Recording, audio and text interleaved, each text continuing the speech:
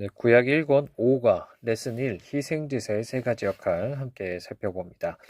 레위기의 첫 부분의 핵심은 바로 이스라엘이 드려야 되는 제사에 대한 것입니다.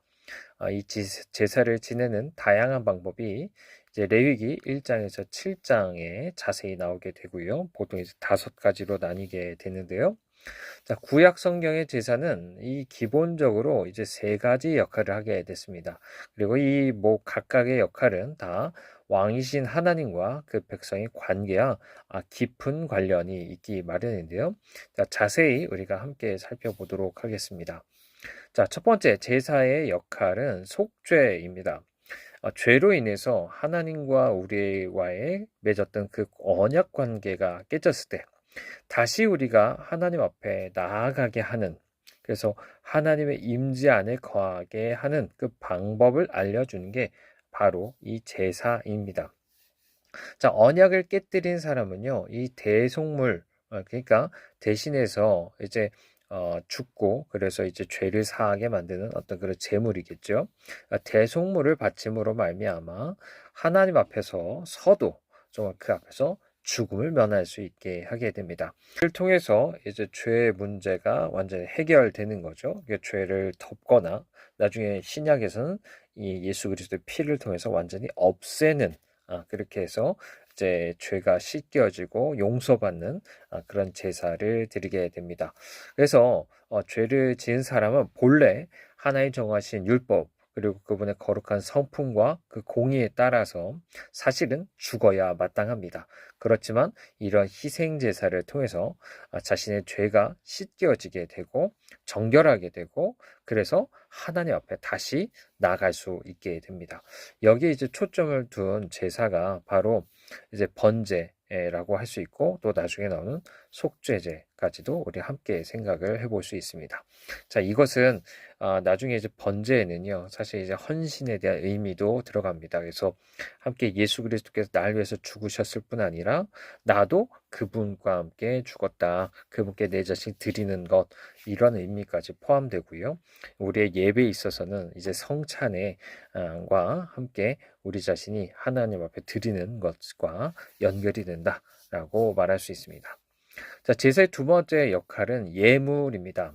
자, 고대 근동에서는 언약을 맺은 그 왕이죠. 왕의 그 주권을 인정하면서 해마다 이제 예물을 바치게 됩니다. 조공을 바치고 했었는데요. 자, 여기에 해당되는 게 바로 레위기 2장에 나오는 소제라고 말할 수 있습니다. 그 뜻 자체도 이제 왕에게 바치는 예물이다, 이런 의미가 있어요. 그래서 이것은 자발적으로 하나님 앞에 우리의 왕이십니다라는 어떤 고백 안에서 충성과 어떤 감사의 마음으로 이것을 드린다라고 할 수 있고요. 그래서 이것은 우리의 예배에 있어서 헌금에 해당된다. 하나님 앞에 나올 때 그분께 어떤 충성과 이런 어떤 다짐 안에서 우리의 기쁜 마음으로 드리는 것들, 여기에 해당된다라고 볼 수 있을 겁니다. 또 제사의 세 번째 역할은 이제 애찬이라고 말할 수 있을 것 같습니다. 언약을 처음 맺거나 나중에 갱신할 때마다, 그러니까 세례나 아니면 그 성만찬이라고 하겠죠. 자, 그럴 때마다 마지막 의식은 항상 이제 같이 식사하는 것입니다. 출애굽기 24장에서도 이스라엘 장로들이 시내산에 올라가서 하나님께서 모세와 맺으신 그 언약을 인증하죠. 그러니까 바로 피를 뿌림으로 인증하게 되는데, 자, 함께 먹고 마시는 것으로 언약 체결 의식을 마무리하게 됩니다. 자, 레위기 3장에 나온 화목제도 마찬가지입니다. 이걸 지낼 때는 이제 대부분 제물의 기름만 불에 살라서 바치게 되는데요. 자, 나머지 부위는 제물을 바친 자에 돌려줘서 가족들이 함께 하나님 앞에 먹고 마시도록 하게 됩니다. 그래서 사실상 우리가 가지고 오는 단순히 어떤 헌금만이 아니라 음식, 그리고 어떤 사람들에게 나누어 줄 어떤 물질, 이런 것들도 사실상 하나님께 바친 것이고 그것을 함께 또 서로에게 나누어 주는 것이 됩니다. 그래서 이것은 우리의 예배에 있어서 식탁 교제와 또 물질을 나누는 것들, 이것에 해당된다라고 말할 수 있습니다. 그래서 이스라엘 민족은 이와 같이 희생 제사를 통해서 언약 관계 안에서 생겨난 어떤 죄, 또 그로 인해서 어떤 실제적인 사망, 분리라고 할 수 있겠죠.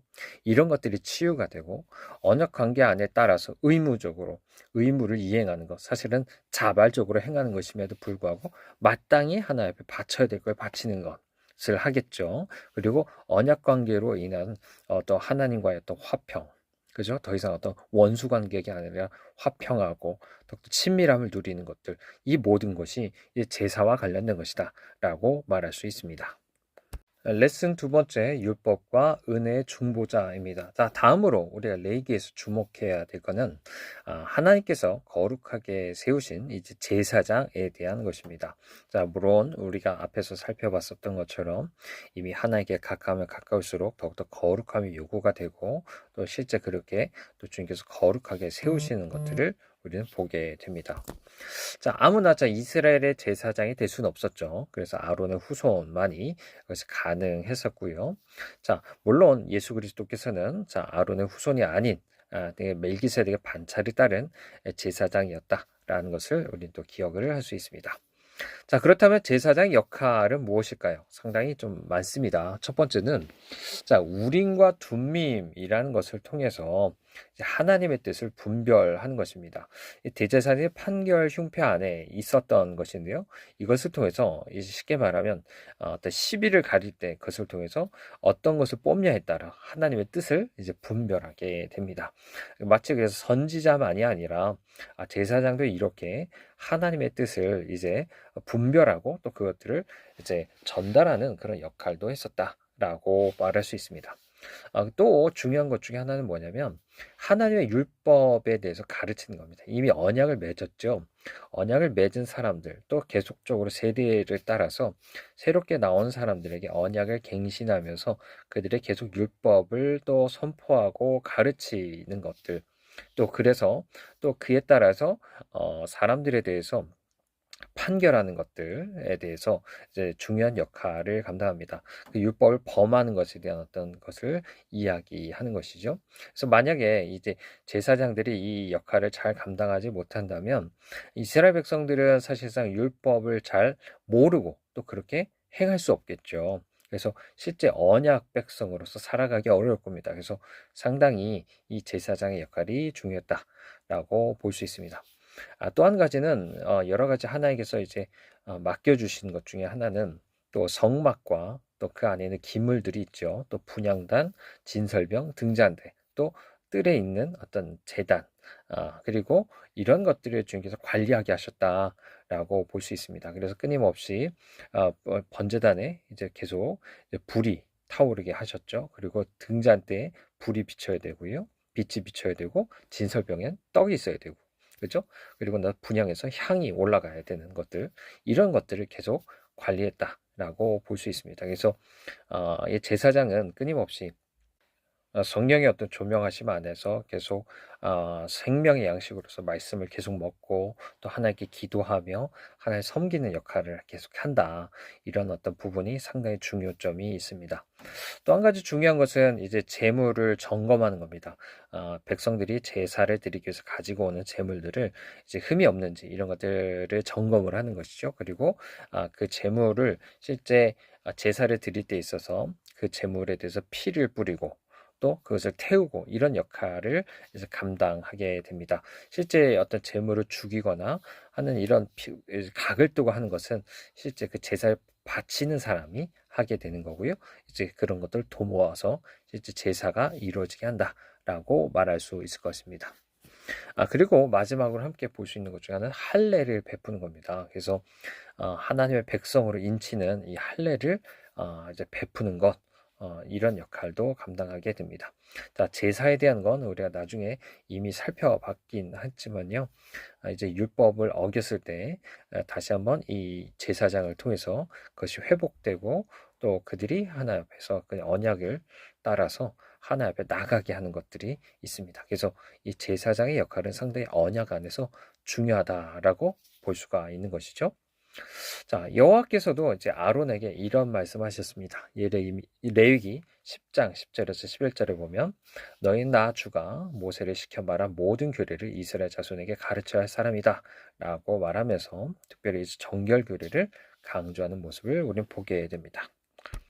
자, 또한 이제 앞서 우리가 언급하지 않았지만요. 이제 제사장은 또한 하나님과의 언약 관계가 깨졌을 때 하나님과 그 백성 사이의 중보자로서 백성들을 위해서 하나님께 탄원하는 역할도 감당하게 됩니다. 자, 이것은 나중에 예수 그리스도께서 또 이제 그래서 이제 천상에 오르셔서 지금도 하나님 보좌 우편에서 우리를 위해서 탄원하시는 것으로 계속 이게 성취되는 것들을 우리는 보게 될 겁니다. 그래서 이런 역할을 감당하는 이제 제사장은 사실상 그 자신도 하나의 규례에 따라 정결해야 되는 것이 있죠. 그래서 제사장에 관한 정결 규례가 상세히 기록되어 있습니다. 바로 레위기 21장에 있죠. 제사장들은 이스라엘 백성들의 적용된 율법보다 더 엄격한 기준을 요구받습니다. 자, 그렇다면요. 이 베드로전서 2장 9절 말씀을 생각해 볼 필요가 있습니다. 우리 모두가 하나님 앞에서 제사장으로 불러옴 받았다라는 것이죠. 그렇기 때문에 우리에게 있어서는 더 하나님께서 더 높은 수준의 거룩함을 좀 요구하신다라고 할 수 있고 거기에 따라서 우리는 정말 거룩한 삶을 살아야 된다라는 것입니다. 그래서 그리스도인들에게 있어서 마치 내가 제사장이 아닌 것처럼 끊임없이 거룩하며 삶에 대한 어떤 기준들을 낮춰서는 안 된다. 그냥 저 사람들, 오히려 일반 백성처럼, 심지어는 이방인처럼 그렇게 살아서는 안 된다라는 것들을 다시 한번 우리에게 이야기를 해줍니다. 자, 또한 제사장들은요, 자, 하나님의 거룩하심을 수호하면서 이제 성막과 성전을 지켜야 되는 역할도 했습니다. 마치 에덴 동산에서 하나님을 섬기면서 그 동산을 지켜야 됐던 것처럼 사실 이 역할이 상당히 중요했습니다. 자, 이들은 항상 이제 성소 가까운데 머물렀죠. 그러면서 마치 그것을 보호하는 듯한 역할을 감당하게 됩니다. 그리고 나중에는 이제 문지기 역할도 사실 이들이 다 감당하게 되죠. 그래서 제사장들은 늘 또 이스라엘 백성들이 정결교를 지키도록 돌보기도 하고 그래서 나병 의심이 되는 사람들은 자신에게 보이도록 하고 또 그렇게 함으로 말미암아 어떻게 하죠? 부정한 자를 진 밖으로 나가게 만들고 또 그런 사람들이 실제 성막 가까이 오지 못하게 함으로 말미암아 이 진 안에 있는 이제 거룩함을 유지하고 그래서 하나님의 영광이 떠나지 않도록 하는 역할을 감당했다라고 할 수 있습니다. 자, 따라서 제사장은 이스라엘 공동체 안에서 율법과 은혜의 중보자였다라고 우리는 정리를 할 수 있을 것 같습니다. 하나의 율법을 가르치고 또 거룩한 처소를 지키면서 이런 율법의 중보자 역할을 이제 하기도 하죠. 또 동시에 희생 제사를 드리고 또 탄원하면서 이제 은혜 중재자 역할도 하게 되는 것입니다. 자, 이 모든 역할이 사실은 새 언약의 대제사장 대신 예수 그리스도 안에서 완전히 성취되었다라고 우리는 할 수 있습니다. 자, 특별히 새 언약 안에서 주님께서는 성령이란 법을 주시고요. 당시에 성소가 되시는 교회를 지키게 하십니다. 무엇보다 거룩하게 하시죠. 그래서 하나님의 성전으로서 정말 주님의 영광이 늘 거하시도록 그를 지키시는 역할을 우리가 보게 됩니다. 또한 주님은 단 한 번의 제사로 영원한 속죄를 이루셨고요. 그래서 그로 인해서 보증으로 주님 부활하셨을 뿐 아니라 승천하셔서 지금도 보좌 우편에서 우리를 위해서 끊임없이 중보하고 계신다라고 말할 수 있습니다. 그래서 우리가 구약 성경의 제사장 역할을 얘기할 때는 예수님이 그 역할을 성취하셨다. 실제적으로 그 새 언약 안에서 완성하셨다라는 것들을 우리는 떠올리시고 더욱더 그 언약을 우리가 또 굳게 믿고 또 붙잡아야 될 줄 믿습니다. 네, 레슨 3. 자, 부정함에서 정결함으로. 자, 이어지는 레위기 11장에서 15장에서는요. 자, 정결 규례와 또 부정 규례를 다루게 됩니다. 부정해지는 원인, 또 이것을 어떻게 다뤄야 되는지 이런 것들을 가르치게 되는 거죠. 그래서 다시 한번 이제 부정해진 자가 다시 한번 정결하게 되고 또 거룩하게 되는 그 방법을 이제 가르치게 되는 겁니다. 자, 이걸 통해서 이스라엘 백성들은 이 땅에서 살아가는 동안에 자, 의식적인 부정과 도덕적 부정을 구분해서 이해하게 됩니다. 그래서 우리는 하나님께서 우리에게 말씀하실 때도 마찬가지예요. 이미 의식적인 어떤 부정면에서만이 아니라 도덕적인 부정면에서도 우리가 또 거룩하게 구별될 뿐 아니라 정결하게 되기 원하는 것이 있다. 라는 것들도 우리는 생각을 하셔야 됩니다. 자, 이처럼 우리는 다양한 규례에서 하나님을 섬기는데 얼마나 또 세심한 주의가 필요한지를 또한 우리가 알 수 있는 거죠. 하나님께서 거룩함에 대해서 얼마나 우리가 또 주의를 기울여야 되는지, 또 그에 대해서 열심히 해야 되는지, 이런 것을 우리는 생각을 해보게 됩니다. 자, 먼저 음식에 관한 규례를 살펴보겠습니다. 자, 굽이 갈라진 쪽발이면서 색임질하는 짐승은 먹을 수 있지만 그렇지 않은 건 왜 부정하다고 했을까요? 또 수중 생물 중에 지느러미와 비늘이 있는 것은 괜찮지만 물속에서 우글거리는 고깃대나 지느러미가 없고 비늘이 없는 것은 왜 먹지 말라고 했을까요? 자, 다양한 해석이 있지만요. 가장 적절한 해석은 부정하다고 여긴 짐승의 형태나 습성이 같은 어떤 종의 짐승과 비교했을 때 상이했기 때문이라는 겁니다. 그래서 보편적 특징을 넘어서는 어떤 부정함이 있다고 여긴 것이죠. 하지만 이보다 더 중요한 것이 있습니다. 그것은 뭐냐면 이러한 구분이 이스라엘 백성의 삶에 무슨 의미를 주는가 이런 거죠. 당시 고대 근동에서는 짐승을 이제 부정한 짐승, 정결한 짐승으로 구분을 했습니다. 그래서 제물로 바치는 짐승은 물론 이제 정결한 짐승으로 분류한 것 중에서 뽑았겠죠. 이미 이것은 노아 방주에서도 그것이 이제 나와 있었습니다. 그래서 정결한 짐승에서도 굳이 또 흠없는 것을 골라가지고 정해진 규례에 따라서 이제 바치게 된 것이죠. 이런 짐승에 대한 이해에서 당시 이스라엘 백성들이 이방 나라들과 또 자기 자신 또 심지어 제사장을 어떻게 이해했는지를 우리는 알게 되는데요. 자, 부정한 짐승은 하나님 앞에서 부정한 나라, 그런 민족들을 의미합니다. 이방인이라고 말할 수 있겠죠. 그리고 정결한 짐승은 또 이 스스로 정결한 백성, 나라, 바로 당신네 이스라엘 백성을 의미한다라고 볼 수 있습니다. 그리고서 이스라엘 백성 중에서도 가장 또 제사장들은 제물로 드리는 어떤 흠없는 짐승처럼 거룩한 이들로 좀 이렇게 여겨지는 그런 역할을 감당하게 됩니다. 그래서 이런 어떤 짐승들을 먹는 것만이 아니라 이런 사람들을 대하는 것에 대해서도 상당히 그로 말미암아 부정하게 될 수 있다.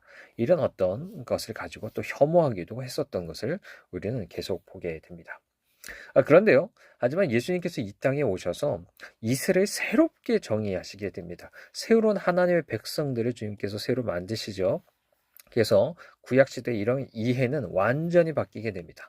이제 인류는 대제사장이신 예수 그리스도, 그죠? 아무 흠이 없고 완전하신 예수 그리스도를 통해서 또 그분 안에서 이방인과 유대인 상관없이 믿는 자들이 모두가 정결한 하나님의 백성이 되는 것을 우리에게 보여줍니다. 여기는 어떤 육신적인 것, 민족적인 구분이 아무것도 없습니다.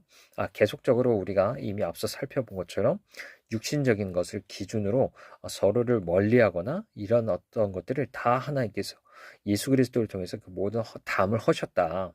그래서 그들이 하나가 되게 하셨다. 이게 바로 교회다라는 것들을 주님 계속 말씀하여 주십니다.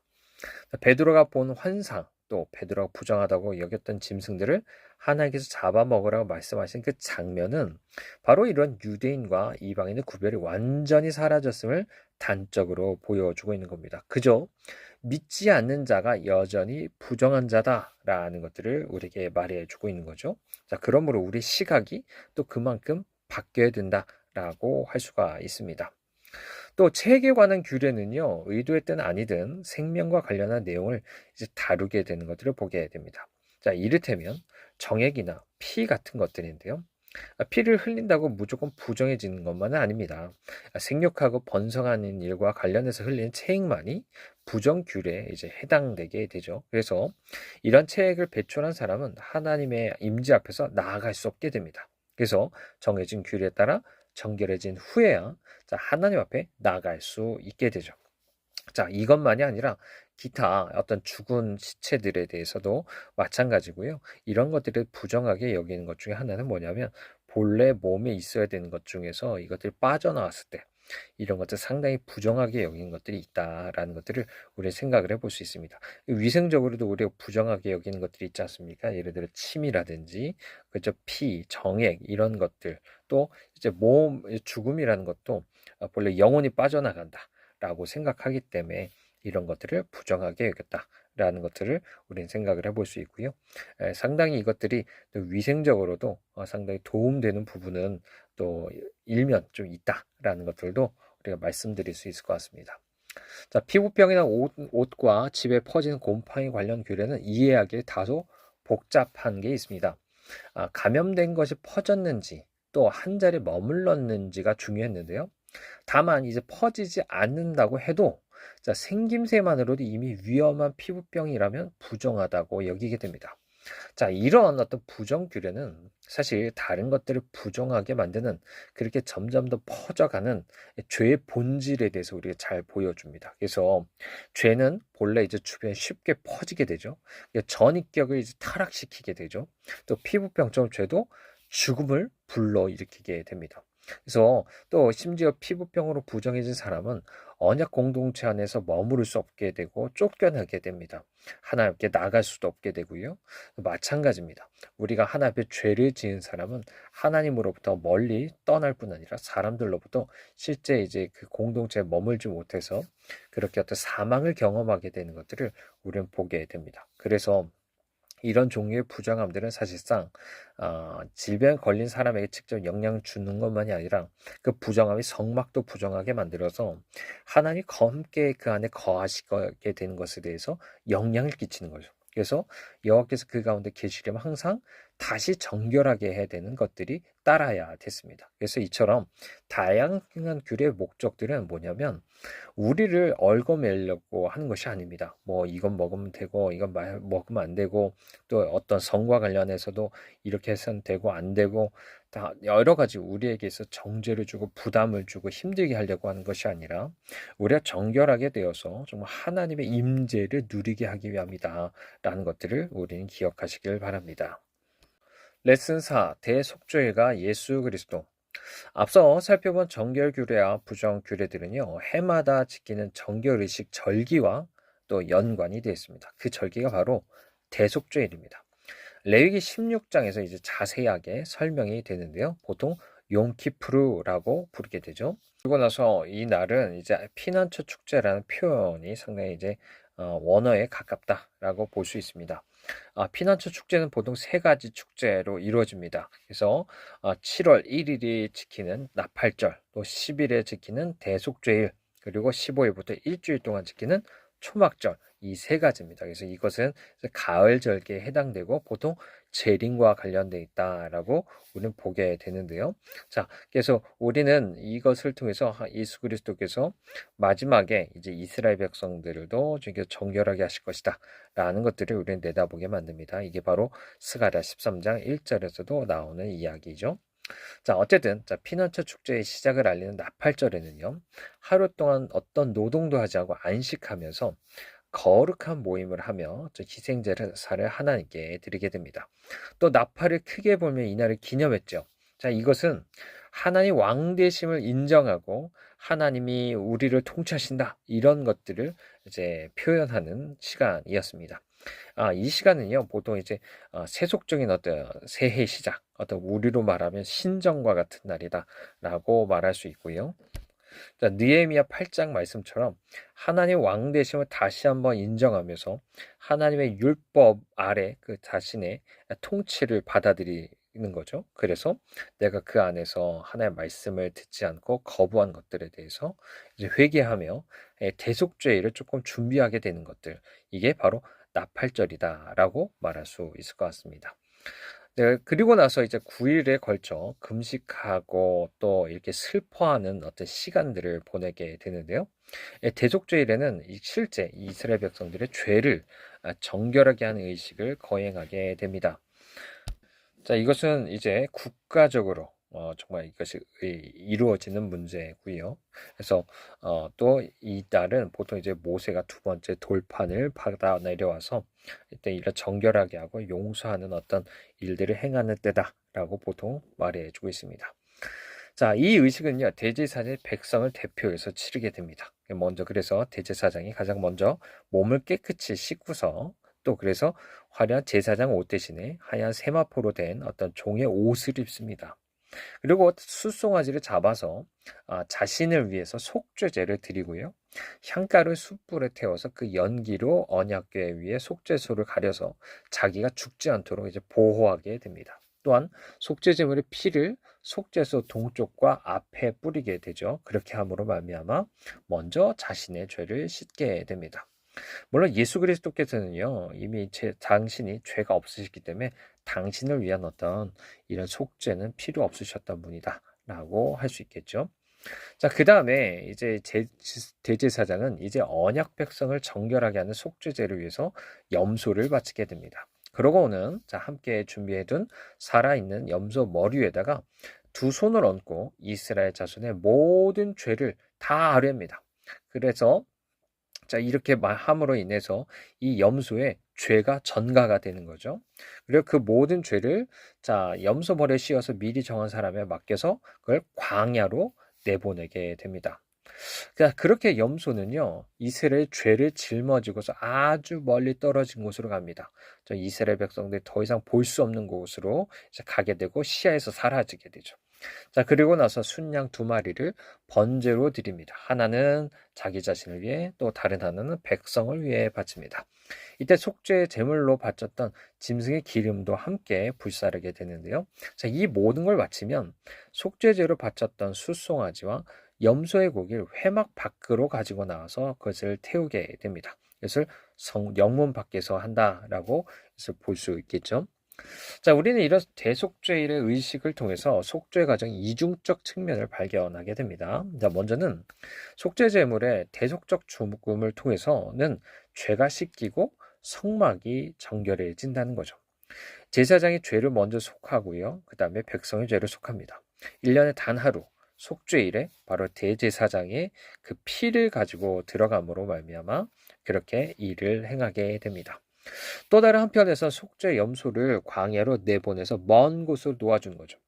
백성의 죄를 하나님 앞에서 몰아내서 진영 밖 멀리 떨어진 것으로 보내버리게 됩니다. 그래서 이것을 시편 기자가 이렇게 노래하죠. 시편 103편 12절에 보면 동이 서에서 먼 것 같이 우리의 죄가를 우리에게서 멀리 옮기셨다라고 이야기하는 겁니다. 자, 여기서 예수 그리스도를 발견한다는 건 참 그리 어렵지 않습니다. 예수님이 바로 우리의 대제사장이시죠. 종의 형체로 이 땅에 오셨을 뿐 아니라요. 동시에 또 우리 안에 대속죄일의 속죄 제물이 되어 주셨습니다. 그래서 히브리서 저자는 이렇게 표현하죠. 죄를 위한 짐승의 피는 대제사장이 가지고 성소에 들어가고 그 육체는 영문 밖에서 불사람이라. 그러므로 예수도 자기 피로써 백성을 거룩하게 하려고 성문 밖에서 고난을 받으셨느니라 라고 히브리서 13장 11절에서 12절 이야기를 하고 있습니다. 예수님께서 십자가에서 속죄 제물로 죽으셨을 때 휘장이 둘로 갈라지면서 대제사장 외에는 누구에도 허락되지 않았던 하나님의 임재 안으로 들어가는 길이 모두에게 열리게 됩니다. 또한 예수님은 속죄 염소이시죠. 그래서 예수님은 십자가 달려 돌아가셨을 때 하나님께서 버림받는 그런 지옥을 경험하게 되죠. 그래서 나의 하나님 어찌하여 나를 버리셨나이까 부르짖게 됩니다. 어둠과 어떤 정막만이 예수님을 감쌌죠. 하지만 우리의 죄를 지고 흑암이란 그 광야로 가신 예수님은 거기서 모든 죄를 단번에 사하시고 승리하신 후에 다시 돌아오시게 됩니다. 자, 앞선 두 절기, 나팔절과 대속죄일은 초막절을 사실 예비하는 절기입니다. 이 초막절은 이미 이제 가나안 땅에 들어가서 그 다음에 광야 시절을 추억하면서 지켰던 절기라고 말할 수 있겠죠. 그래서 그 예를 들어 하나님께서 우리에게 허락하신 기업인 하늘에 들어가서 이 땅에서 하나님께서 함께 하시며 공급하시고 보호하시고 인도하셨던 그런 것들을 기념하고 또 그렇죠. 그리고 추수한 어떤 과일들을 함께 하나님 앞에서 추수하는 것에 대해서 감사하고 기뻐하는 그런 날입니다. 그래서 하나님께서 부활하게 하신 것들 그 안에서 함께 하나님 앞에서 그렇게 천국을 누리면서 감사하는 시간들이 될 것이다 라고 말할 수 있겠죠. 특히 엄숙하게 보냈던 대속죄 후라서 감사 기쁨이 더욱더 넘치게 됩니다. 그러니까 구원의 기쁨, 온전한 그 부활의 기쁨 이런 것들이 넘치는 시간들이 될 것이다 라고 보게 되죠. 자, 레슨 5 77절과 하나님 나라 추수. 자, 이전 수업을 통해서 우리는 3대 절기 중에 두 절기를 살펴봤습니다. 바로 6월절과 초막절이죠. 그리고 이제 마지막 세 번째 절기인 77절을 살펴보려고 합니다. 자, 77절은 추수를 감사하는 절기입니다. 그래서 초실절에 7주를 세고서요. 50일째가 되는 날에 지키는 거죠. 이게 50일째라고 해서 보통 오순절이라고도 부릅니다. 자, 이스라엘 백성은요, 보리를 첫 수확을 하면 하나님께 드릴 곡식단을 따로 구분해 놨습니다. 그래서 그 구별한 곡식단을 제사장이 6월절 이후에 첫 안식일 다음날 초실절에 하나님 앞에 드리게 되죠. 바로 그게 예수 그리스도의 어떤 부활과 이제 이것이 연결되는 것을 우리는 보게 됩니다. 바로 예수님이 부활의 첫 열매셨다. 그렇게 주님께 올려줬다. 라고 볼 수 있습니다. 자, 77절도 초실처럼 추수를 감사하는 절기입니다. 하지만 여기서는 이제 밀의 첫 열매로 떡 2개를 만들어 이제 제물로 드리게 되는 것들을 보게 되죠. 자, 구약시대 후기부터는 시내산에서 율법을 받은 사건과 이 77절을 연결해서 지키기 시작했습니다. 자, 이 두 가지를 묶어서 지킨 이유를 우리가 다른 절기들을 살펴보면 쉽게 이해가 되는데요. 왜냐하면 이스라엘 달력은 애굽 탈출을 기념한 6월절로 시작하게 되고요. 또 이 초막절은 광야에서 머문 시기를 기념합니다. 가나안 땅에 들어가서 말이죠. 그러니까 6월절로 출애굽으로부터 기념하는 것으로부터 시작해서 가나안 땅에 들어가서 광야에 머문 시기를 기념하게 되죠. 자, 그러면 출애굽을 하고 가나안 땅에 들어가기 전에 그 사이에서 가장 중요한 사건, 그것은 바로 시내산에서 언약을 맺은 것입니다. 자, 그것을 기념하는 게 바로 이 77절이다, 오순절이다라고 말하게 되는 거죠. 교회도 마찬가지입니다. 영적으로 우리가 정말 출애굽한 것으로부터 시작해서, 그죠? 세상으로부터 우리가 부름을 받은 것으로부터 시작해서 정말 하나님 나라에 들어가기까지 하는 것이 우리 신앙생활의 전체적인 여정입니다. 하지만 우리 사람들은 사실상 가운데 있는 것을 늘 잊어버리기 쉽지만 가운데 여기서 가장 중요한 게 뭐냐면 새 언약에 참여하는 것이다 라고 할 수 있는 거죠. 이것에 대한 이제 자세한 이야기는 이제 사도행전 2장에서 다시 한번 우리가 보게 되는데요. 자, 여기에 기록된 현상들은 사실 또 하나의 시내산 사건으로 보여집니다. 급하고 강한 바람 같은 소리가 들리고 불이 혀처럼 갈라지는 것이 보이더니 모인 사람들이 각기 다른 언어로 말했죠. 자, 이 모든 현상은 사실 하나님이 시내산에서 자기 자신을 나타내시고 강림하셨을 때 나타났던 현상입니다. 하나님께서는 또다시 이 이제 마가의 다락방 안에 주님께서 친히 강림하셨다라고 볼 수 있고 또 새로운 법인 이제 성령을 주님께서 또 부어 주셨다라고 할 수 있습니다. 자, 이렇게 해서 새 언약이라는 것이 이제 주어지는 거죠. 예수 그리스도 안에서 이 새 언약이라는 것 주어지게 되는데, 그래서 하나의 백성을 온전히 거룩하게 하시겠다는 그 새 언약의 성취, 그죠? 예레미야에 있어서 이미 예언됐던 그 언약이 성취되는 것들을 우리에게 분명하게 보여줍니다. 하지만 이 그 전에 오순절은 원래 추수를 감사하는 절기였다는 것을 생각해야 됩니다. 그래서 성령의 오심으로 사실 하나님 나라의 추수가 본격적으로 시작됐다라는 것들을 우리에게 보여주죠. 그래서 베드로 설교를 듣고 3,000명, 5,000명 이런 사람들이 계속 세례를 받는 것들을 우리는 보게 됩니다. 성령 강림의 가장 중요한 의미는 사실은 성령을 경험한 사도들이 이와 같이 복음의 증인이 되어서 영혼들을 추수하는 데 있습니다. 구약시대 성령이라는 건요, 특정한 사람들에게 특정한 임무가 주어질 때 임하는 것이었죠.